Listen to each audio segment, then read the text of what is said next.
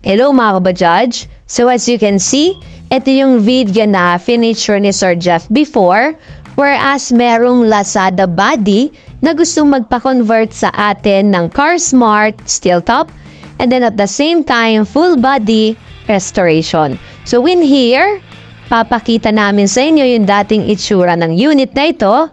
Then later on, makikita nyo yung pinagbago sa looks niya, at the same time, sa tibay niya after restoration of Car Smart Autoworks. Makikita nyo pati sidings niya, flooring niya, nangangailangan talaga siyang i-retouch. Pero, eto na siya ngayon. Makikita nyo ngayon, gwapong-gwapo, di ba?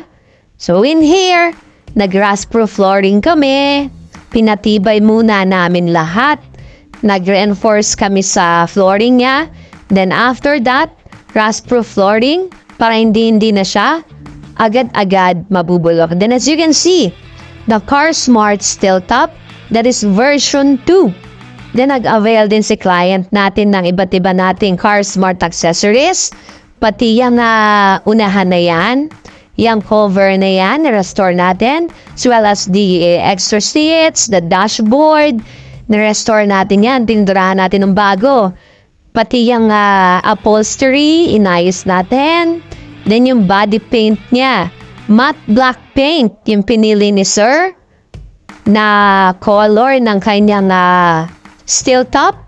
And then 3-sided windows, para kita pati sa side. Then sa likod, nag-avail din siya ng spare tire bracket, ang ating Car Smart roof rack or carrier. And then pati yung ating slim visor. Nag-avail din si client niyan. So dito, ginamitan natin siya ng matte black paint with matte clear. Then sa body, it is NH0 Championship White. Yun yung nilagay nating paint sa kanya. And then it is clear coated with ICA top coat.